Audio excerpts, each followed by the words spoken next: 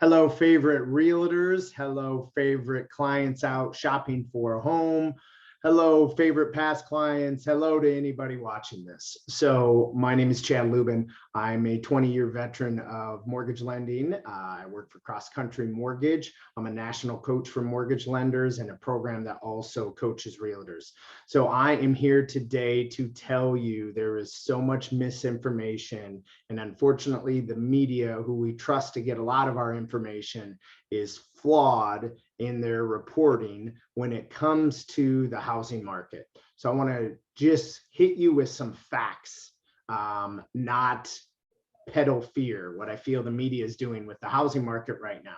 So I just want to show you some facts. And today, if you're a realtor, it's our job to educate our clients, right? If you are out looking for a home, it's your job to seek the facts and not make this decision off of emotions. If you're a past client thinking about selling your home, meet these things with facts in previous history. So that's what I wanted to show you today. So I want to talk about real quick rates, real estate, and recessions. Cool.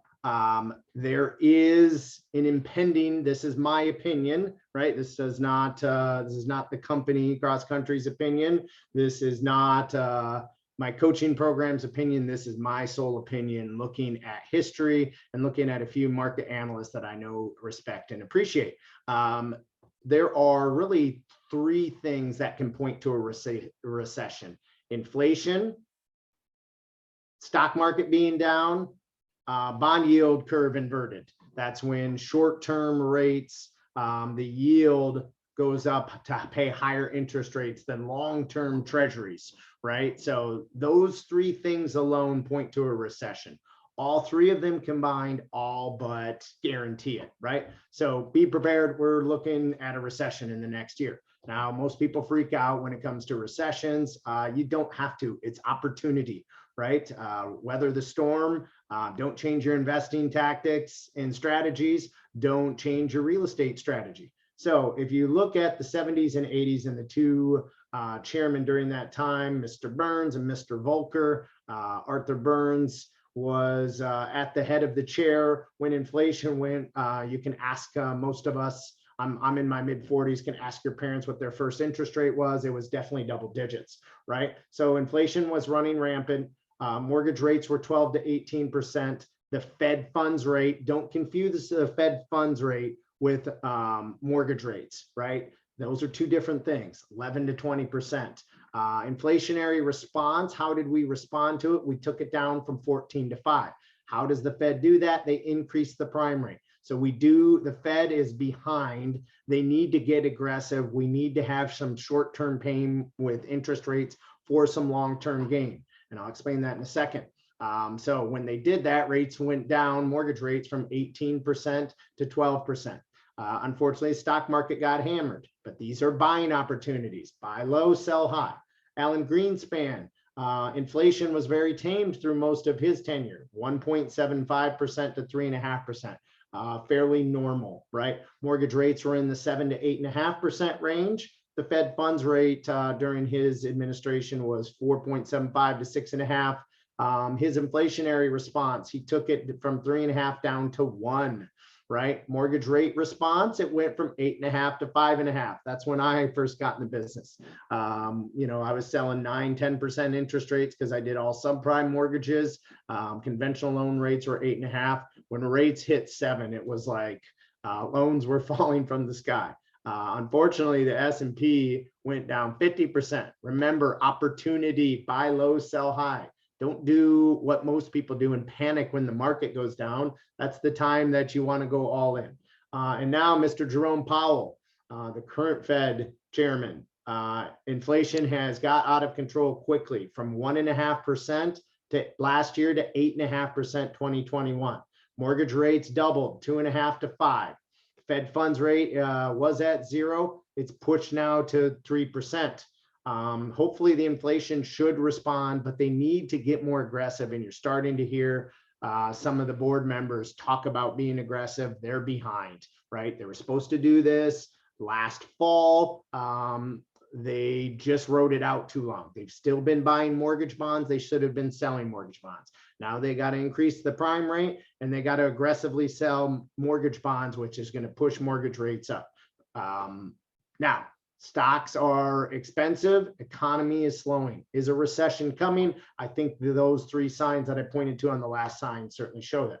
Now, recessions freak people out, right? Here's some interest rate hikes.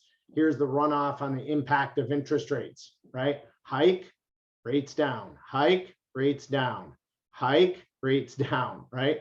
Runoff starts, hike, rates went up this time, hike, rates down, hike, rates down, hike, rates down, right? So I know it's counterintuitive, but when you hear the Fed say they increase the prime rate, that's a good thing for mortgage rates long-term. 6 out of the last 9 times, as you can see, mortgage rates have actually fallen after they increase. So we're hoping for the Fed to get aggressive. Rates will go up temporarily, but history shows that they're going to come back down. Now, the inversion has happened right here. Okay, so this is the inverted yield curve that just hit this month in April. So that is a sign of a recession coming. Cool, I'm going to skip to the next slide. Unemployment in recessions, right? Unemployment obviously usually goes up in recessions. Companies are less profitable. There's more layoffs, okay? Now, the key, okay? I know you're getting into a home now, right? I know prices have gone up. I know interest rates have gone up, but in my opinion, this is a temporary thing, right? If we look at mortgage rates during a recession, right, they almost always come down. Here is the recession of 1980, right? Mortgage rates went down dramatically. 1982, aggressive rate decreases. 1993 or 1991, excuse me, there was a recession there, right?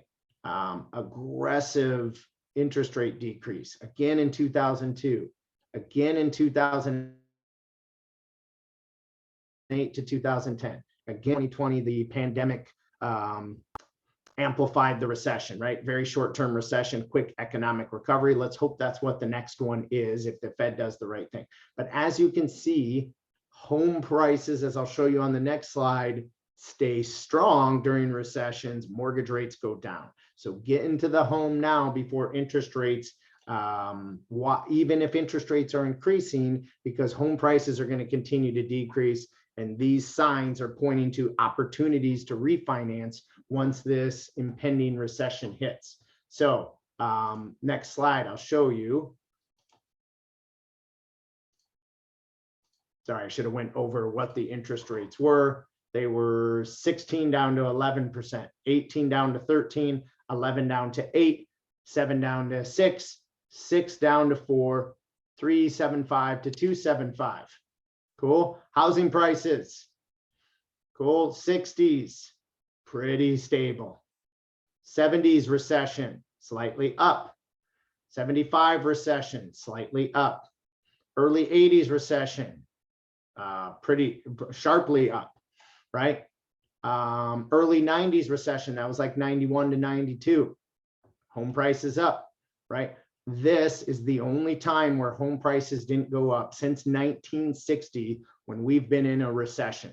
That's because this was the financial crisis and the housing market caused the recession due to very loose standards to get a home loan, right? Very aggressive adjustable rate mortgages that are now highly regulated. And you can obviously see, and you know how much prices shot up during the 2020 recession. Okay, so don't let the media fool you, right? Interest rates go down in recessions. There's one coming. These three signs: inverted bond yield curve, stock market being down by over 10%, inflation being up year over year by 5%. It's close to 8, right? So those signs alone point to a recession. All three of them all but guarantee it. So don't let the media confuse you. These are the facts. History tells us facts. The history is there for us to learn from. If you don't look at history and base your decisions off facts, not emotions, fear is emotion. It's our job as professionals to not allow our clients Listen to this misinformation. Diana Olaf is the worst when it comes to the housing market and what she says about it. So wanted to give you some facts, and thank you for tuning in today. Call us with any questions, 312-731-4939.